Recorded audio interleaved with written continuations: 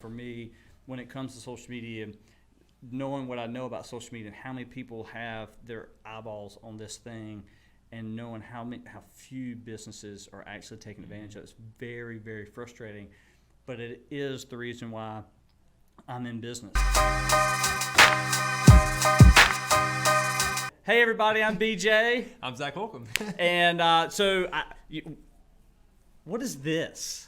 I know, right? This is something Zac posted. I know you can't see it really well, but Zac posted a picture of this. I mean, did you print this? Yeah, so we 3D printed that in one piece, just how it is. So like already like how it's assembled like that. Mm-hmm. Like how you got these little nubs where they're like large so they can't pull through the loops that they're in. Right. So that's a CAD, a computer design that's like that. And yeah, you put it in the printer that we have, and then you it firms up some powder, it leaves some powder unfused, and then you blast out the unfused powder, and that's what you got left over. Like air compressor. You got it. Yep. And it's really cool because I mean you can kind of see it's a little flimsy, but when it's pulled, it's tight in there. I mean this is look at that. I mean it's not breaking.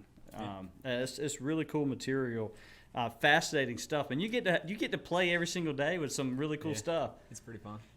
Yeah, you get to play with like the video and audio technology that Right. like I buy with my money that I don't have, so Right. I can play. Yeah, so it's kind of cool. But yeah, I'm like that. We've got a struggle in the office.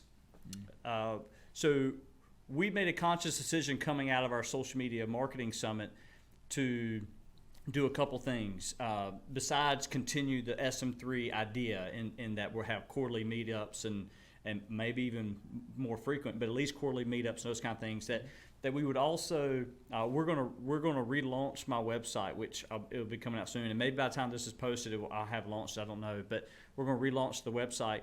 But also that we would in addition to that we would actually start doing more videos and podcasting and things, because we do a lot of videos and audio stuff anyway, but this is a little bit different in that we're being more intentional. Every week we're going to try to get together and make this happen. But for a small business, only a couple people, what I'm finding is that I got a lot of videos I got to go through. Yeah, it's taxing. Right? And so, I mean, I'll be honest, I know it's right and we'll keep doing it, but I've got to figure out the system that allows us to outsource some of it so that we can build that content funnel and have a bunch of it constantly being pushed out. YouTube, LinkedIn, Facebook, Twitter, Instagram, you name it, whether that's in a blog form or long video or short with the cool clips and stuff like that. Yeah, with the little headers. And yeah, like some of those videos that we had our guy, Jack. So yeah, Jack with Vidscription, selfless plug or shameless plug. Where was he out of? He's out of San Diego. So this is literally power of social media, just a little sidebar here. We were sending Brent Wright, who's one of my partners out of America. He does prosthetics and orthotics, digital design, stuff like that. We were sending him out to an AOPA conference, which is the big thing it's the big association for that industry. So he was going to be out there presenting for a couple of days and things like that. And so we wanted to get content and kind of do like that Gary Vee style, like having mic'd up, answering questions and stuff. So the way that I found Jack was I commented underneath a Gary Vee post on LinkedIn that Gary Vee was like, you guys who are looking for opportunities, you should be willing to work for free. And of course, like 5,000 people commented that like, how dare you take advantage of free work and all this. Well, anyway, underneath that, I made a comment and was like, I'm looking for a D-Rock, which D-Rock is like his video guy. If you don't know. I was like, I'm looking for a D-Rock in San Diego on this date. Like 3 people hit me up. One of them was Jack. He was the only person that emailed me back after I emailed him, which was another whole nother story. But yeah, dude hit me back up and he was like, I live like right around the corner from San Diego. I can make it down there on that date. So he showed up, did some video recording. Everything went awesome. He's been a gem to work with. And then he punched out all these types of videos for us that have like the little headers on them that kind of key in. They've got like the time lapse. The square videos. It's got a header at the top and the captions underneath. What I saw was really neat is as you and I are talking, I just interrupted you. Maybe what I said was in yellow, but what you're saying was underneath it in white. Sure. I was just like, man, that was just a small little thing. I loved it. Yeah, I did a really good job on it. So I wish I want to learn how to do that. But yeah, like having a person that can do those little things, like you talk about dealing with having so much content, you don't know what to do with it. Mm-hmm. That's why I'm like so horrible about post editing and touching it. I just have to record it and put it up because it's just like I'll never get to it. What I'll do is I'm like I'll get it, and then 4 days go by, gone. Yeah. So, but I really I've been we've got a lot of audio coming and a lot of video that I think this is the third thing I've recorded in the last 2 days, and I'm still working on some of the things from the social media summit, right? Which was 2 or 3 weeks ago.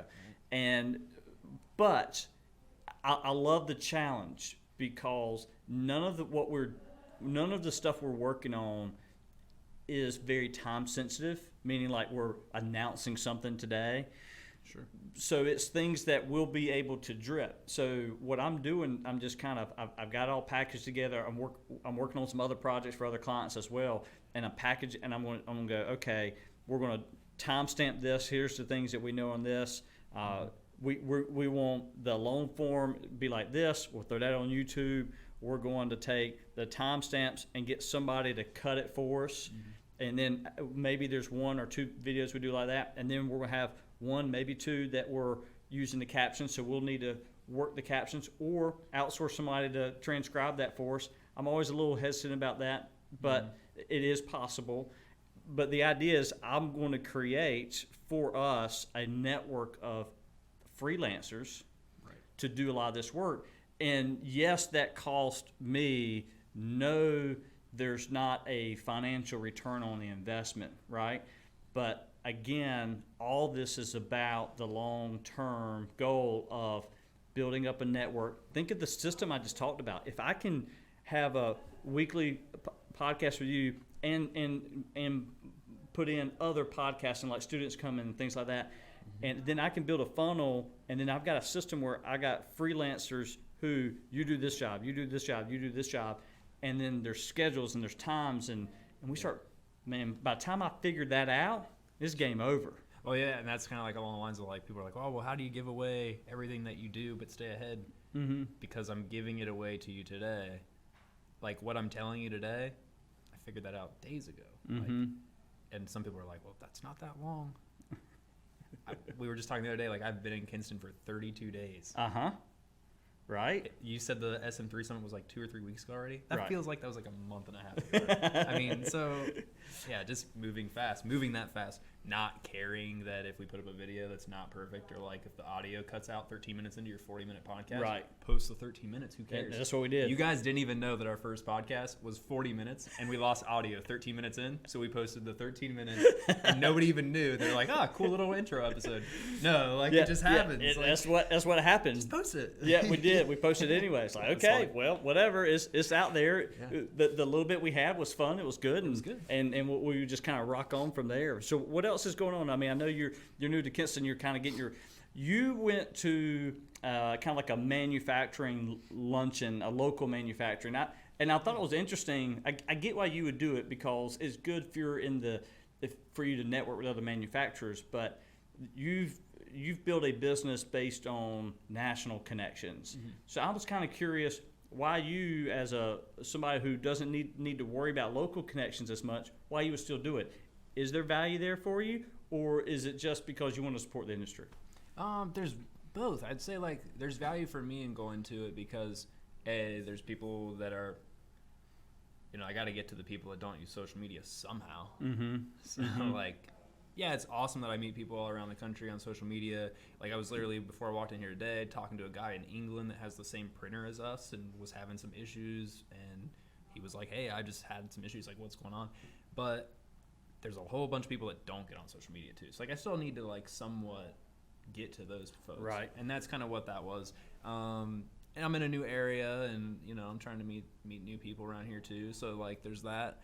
And also just because like I'm trying to learn more about how these older style groups operate, because if I can learn more about how they work, I can communicate to them a little bit more where I'm coming from, that they could have that meeting on social media and not pay the place to cater it, and then you wouldn't have to pay as much in a membership fee. Like I don't even know what the membership fees are for these clubs, but like You pay memberships to just so that you can go have lunches. Right. And that's awesome.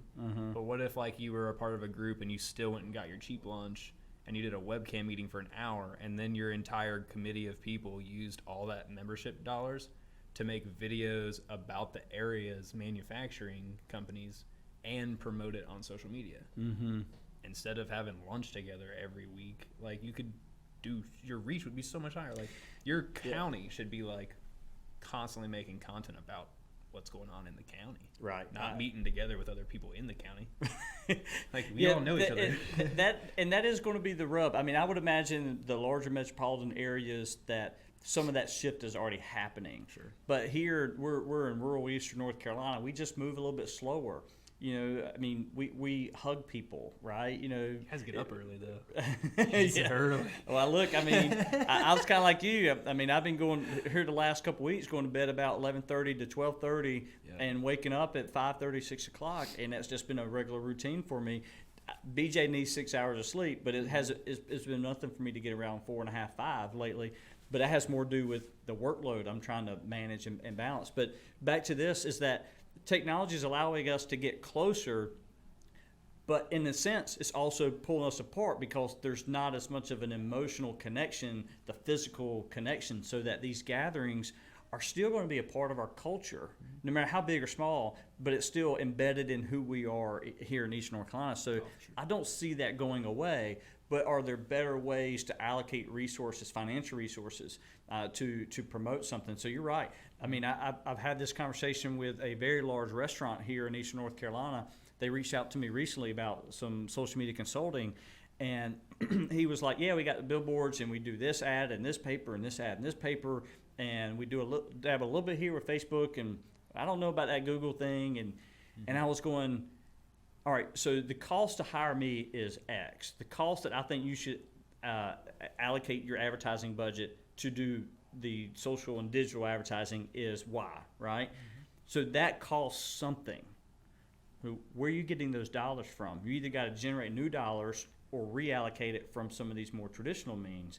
And here's the cool thing about digital and social is that there are a lot of ways to test it, but you can't tell me it doesn't work if you're spending $4,000 on billboards in a month or $4,000 in printed ads or magazine ads in a month, and you're not even willing to put $2,000 into your social or digital advertising.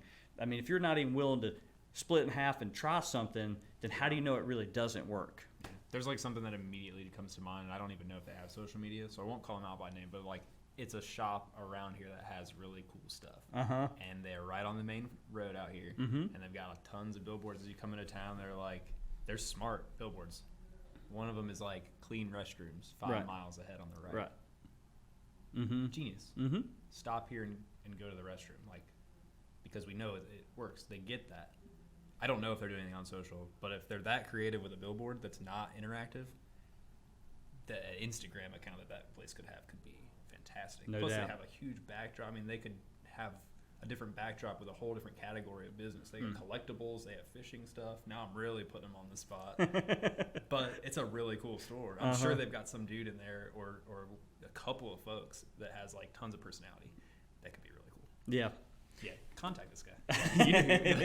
Anyway, I just think it's interesting. You know, it's what we joked about with Magic Mile, and how it's a really similar name to Magic Mile, and how it would be a funny parody play in social media. It would be funny. So recently on an episode, we had 3 teenagers, all 17, 18, 19 years old, and they were either a senior in high school, freshman in college.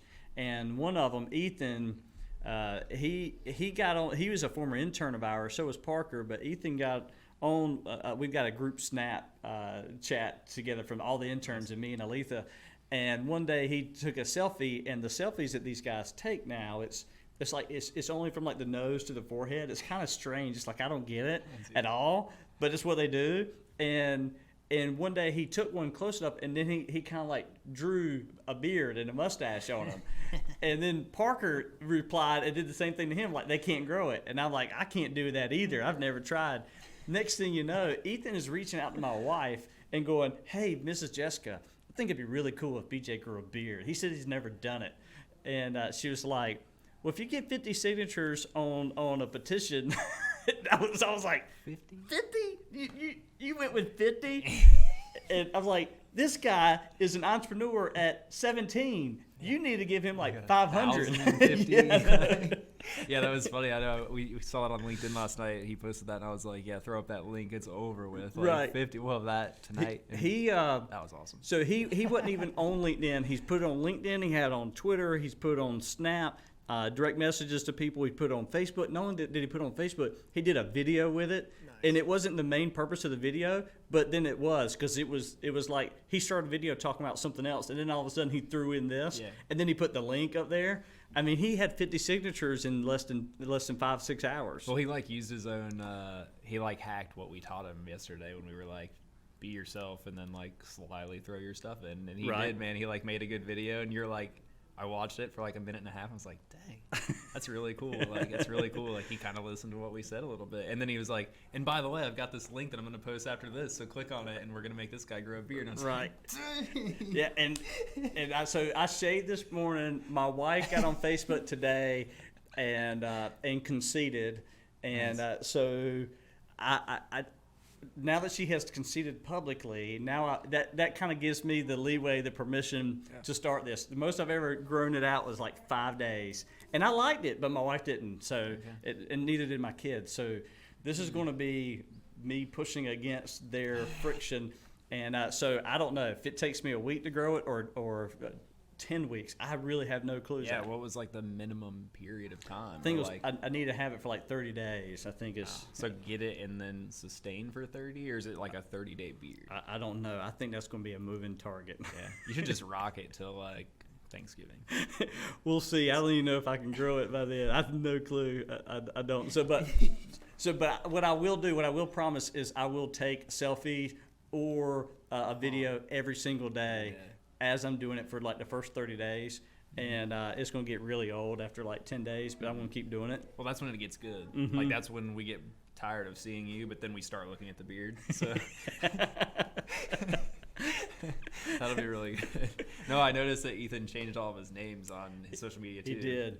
We talked about that the reason why I got BJMurphy360.com and all my Twitter and LinkedIn and YouTube, all of them were very consistent, was because it's very difficult to say go to BJ_Murphy.249 at gmail.com. Mm-hmm. And it was just after each social media is something a little bit different, that you needed some consistency in that branding. And I don't really want 360. I want just BJ Murphy. But when you start thinking about the .coms and the Facebooks and the YouTubes and LinkedIns, that's very difficult to do to get your name unless you have a very, very unique name. Mm-hmm. And so yeah, it was Ethan Cahoon, and what we saw last night, if I'm not mistaken, at least on 2 social profiles, he changed it to real Ethan Cahoon, and you're real Zac Holcomb, and that's been a popular that real.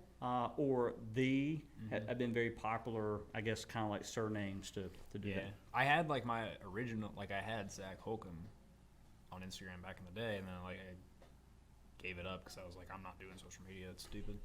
And then I got back on it, and was like, dang it, took my name. Somebody took it. So I was like, all right, well, it's on, man. Going real. Yeah, it's nice seeing, because we pour so much of ourselves into others and say, hey, you need to do this, you need to do this.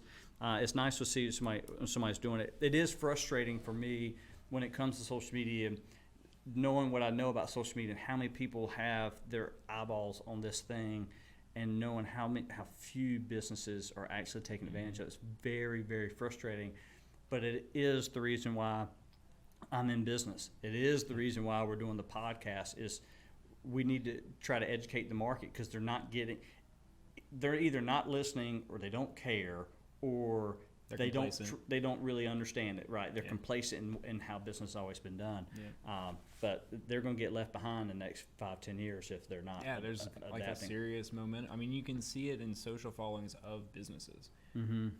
You can be like, there's companies that have been doing something for 25 years, but then there's a company that's been doing it for 25 days, and just in the way that they use where the attention is at, if you were only looking there, like if you were coming out of college and you knew nothing about an industry and you were just looking at it on social, which is, by the way, that's why we ask them, where do you get all your information? It's all on social media. They don't go to the website and be like, oh, that's cool that you have a website that was created before WordPress existed. Right. They're like, oh, I wanted to go to the one that's using technology. And that's how people research homes, the homes they're going to buy. Yep. That's how they figure out a lot of insurance. Carvana is just exploding. I saw a couple somebody this week here in town. We don't have a Carvana dealership probably within 90 miles of us, and I saw one of my friends driving one with the little tag on the back this week. And then there's plenty of dealerships around, and they're good folks. It has nothing to do with that. It's that the attention and demand in the market is shifting.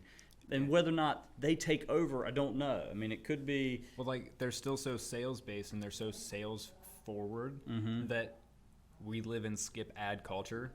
I start a video, 1, 2, 3, 4, 5, skip ad. So if you're doing anything that even sounds like an ad, you're playing right into people's psychology that they're going to skip you in 5 seconds. Right. And then you have an entire business that all they do is have people standing there waiting for you to pull in so they can come and do that. Or I can sit in my underwear on the couch and I can talk to everyone. Right. I get the best deal. I want to show up, sign, and leave. Right. Or have them come to your house. Bring it to me. Right. Yeah. Why do you think Amazon? I mean, it's basically it's disrupting the model. I mean, when we started the news model, I was thinking about how social media is and how attention is and how people are where they are, what's happening in life. So one thing for me was most news, it starts with crime. I mean, those are the headlines because it gets people's attention. And I've had a lot of people come up to me. I'm so thankful that y'all don't have a lot of focus on crime. I said, well, we do report crime. The difference is, I mean, think about it. Let me ask you a question. How much crime does Zac Holcomb experience today? Right? 0. Me, 0. So if you haven't experienced any crime today, then why is that always the top headline? Why is that always the thing that tries to identify an area, country, state, municipality? And so the way I tell it is how life really happens. It's one of the things that happens during the day, but it's not the thing that defines the day. Right. And so when I started approaching social media in our news business like that, one thing that we really focused on was how we were getting people's attention. So in less than 16 months, we've taken the industry that we're in, the news business, and we've grown our Facebook account from zero, didn't exist, to well over 11,000 followers now. May not be a lot to some people or businesses. I get that. But to our market, we've got a metropolitan area 30, 40 minutes from us. Their paper's been here 100 years. We passed them 6 months ago. The local paper right in my backyard, we passed them this past week. But more importantly to me than the likes, because that's just a vanity number, is engagement. Our engagement, the number of people who are liking or sharing or commenting, is consistently 2, 3, 4 times more than those two combined. Yeah. Right? And so we're disrupting the news, but we're doing it because we're giving it away. Yeah, it's value. good stuff. People want the value. Right. Yeah. I mean, like, I got on a local press's Instagram yesterday on accident. They haven't posted in over 3 years. Just delete it. Right. I'd much just rather delete it. Because now I think you're like, I don't want to really throw shade. What the heck are you doing? Just delete it. Like, right. Don't. If you have a business and the last post says closed today, can you just post one more thing saying we're open today?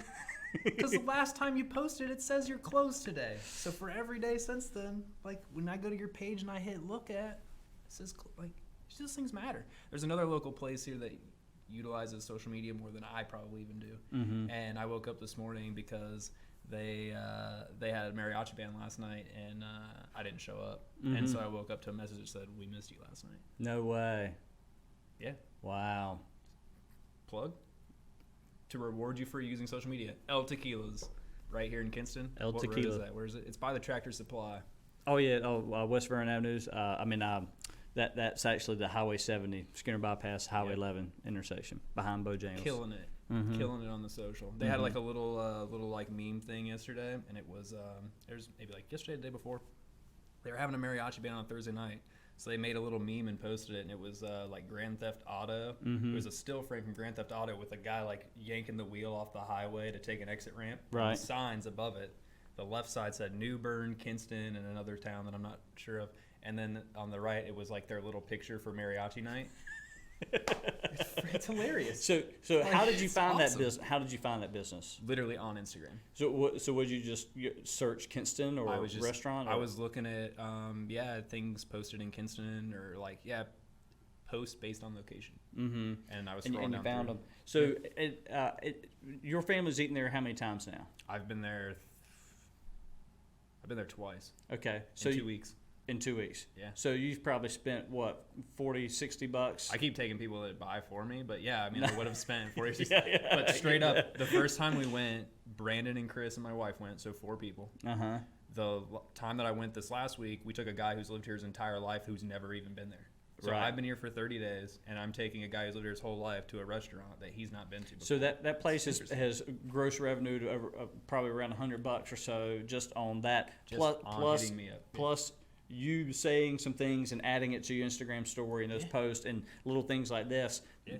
There's probably going to be 0 people watching this, but still those little things add up and they're getting free publicity from it. Well, they're going to get it. I just said it for 3 minutes. Mm-hmm. This is going to be on for YouTube for Ever. Mm-hmm. I mean, right. it's crazy. Yeah, it's pretty neat. I will tell you that I'll tell you about something I saw a business do wrong on social media, because I think the biggest Real mistake. quick on that. Go for it. How much did it cost them to post what they posted and get me in there? Not a penny. Probably 3 minutes of their time. Yeah. Yeah, there was no Facebook and Instagram don't charge you to post. Yeah. Right? There's Or not message. there's not a transaction fee. It's not like they got to go through PayPal to allow you to post. Imagine when that does happen, though. It's coming. Right? It's going to have to. You're going to end up paying to send an email or something. Mm-hmm. So one of the biggest mistakes I see a business make on social media is doing nothing, right? Like that post about we're closed today, but that was 3 years ago or 3 months ago. But another mistake that happened to me recently was we posted a video to Instagram on our news account. And it was probably like, a high school athlete of the week. I can't remember exactly what the post was, but I remember the comment because it came out of left field. It was a pizza restaurant in Raleigh, which is 90 miles west of us. And it wasn't really cool video, love what the kids are doing. Thank you so much for supporting our youth and our student athletes. It was, hey, DM us for a special discount code to get some pizza from us. And I just remember, what jerks, because a bot can't do that. At least I haven't seen one do that yet. Sure. Like make comments like that. That means somebody physically saw our post, probably went copy and paste into the comment, and it was a joke.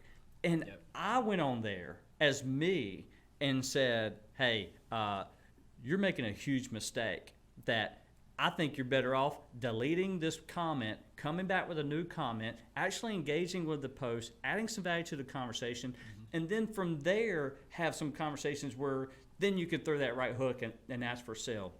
But if we haven't even kissed yet, how are we supposed to get married? I haven't even talked. Right. Yeah. There was no communication. I was like, what spammers? I mean, I blocked them. I think of it like this, like, right? Like, they're just walking around, shooting that little sales pitch. Like if I'm just meeting you and like we're like this, and I'm like, hey, how's it going? I got this great thing you should buy. Let me get you a pamphlet. That's right. Come on. It's a big turnoff. Come on. Like even if I liked it and wanted it and needed it, my inside is like, like just don't do that. So what we're talking about basically is a strategy that you should employ if you manage a social media account or multiple, and that is, how about you add value to the conversation before you ask for the sale? Yeah, contribute something. Right, because isn't that the way real life works? I mean, the pastor doesn't do the altar call at the beginning of the service, right? There's there's a welcome. We're glad to have you. Some shaking of the hands. All the kids, you get to come over here. We're going to have a lot of fun today. And then there's going to be wonderful music, and then there's preaching, and then there's the altar call, right? Then there's the offering. It's not the first thing you do when you go to church, and because we don't like to be sold to. We don't mind buying, but we like to buy on our own terms, right? It's kind of like when you go to a restaurant. If they you go and you pay, and they hand you the receipt immediately. And they're like, go ahead and tip me. And you're like, I haven't even gotten the service. Like, doesn't that feel weird? Like, right. You generally will be like, all right, well, since this is the way it's going to be, like, I'm going to give you this. But if you would have just waited, right. I probably would have gave you, like, and it's a weird thing. And I come from being a tipped employee, but it's don't ask for it up front. You got to earn it. Yeah. You got to earn my business. What else going on? Man. Been busy, like, running the machine and stuff. It's been taxing. At what point are you going to start adding employees to help you figure all that out? Yeah, we've got like some benchmark numbers of like things we've got to hit like in a month, a couple of successive months. I mean, first of all, we got to get revenue built up, so we got some cash sitting there. But yeah, I mean, like those types of things, it's stuff that people can learn how to do, and that's a big thing of the whole industry.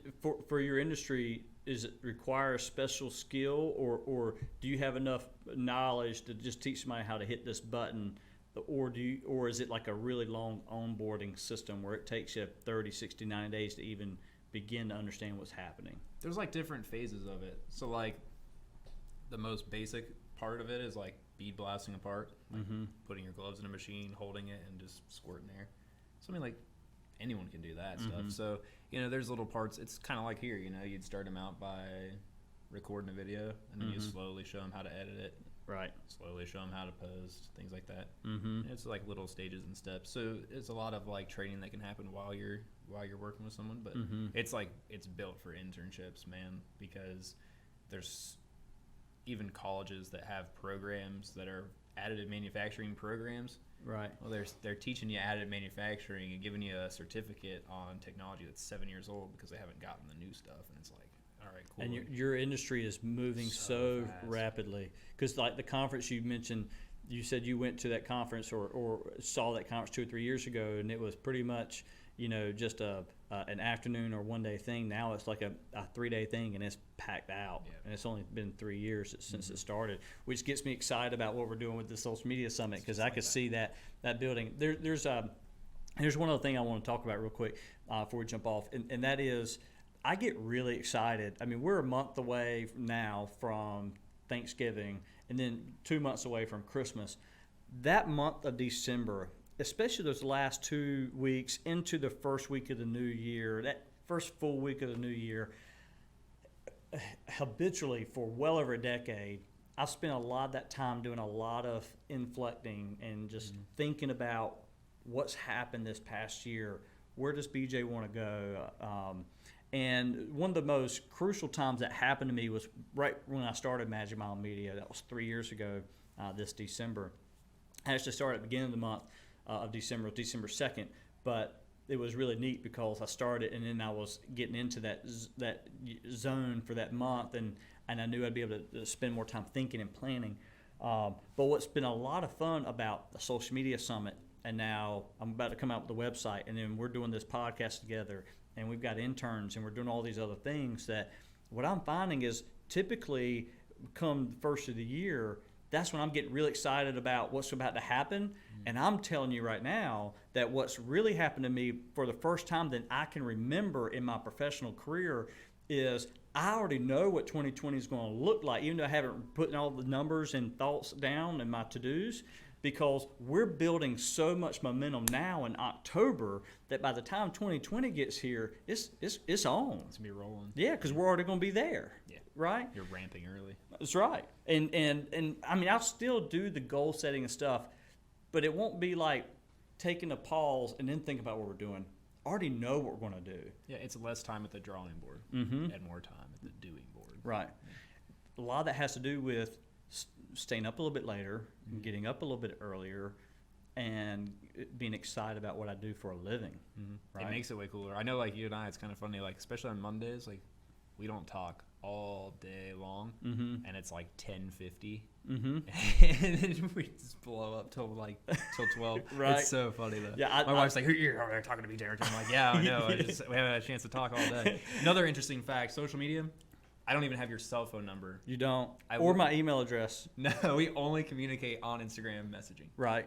And Like, LinkedIn. and LinkedIn LinkedIn. message. And that depends on what platform you happen to be on when you're Yeah, thinking it's like about I just something. don't want to switch over, so we'll Right. continue the conversation here. That is true. Isn't that hilarious? though? Yeah.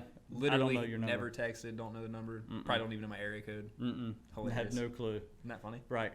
The power of social media. That is cool. I don't even know his kid's name, and here we are. Right. You know, I mean, I think I've seen him. No, I saw him on Instagram. I didn't. So I haven't. Yeah, I've seen your kids on That's Instagram. I tell you about the lady who came in the office the other day, and I went and gave her a hug, and you know, and I'm thinking, oh my gosh, I mean, social media gives us this false impression that we really do know people, when in reality, when we met, I thought one side of my brain was going, yes, we have. I could tell by her expression, no, we haven't.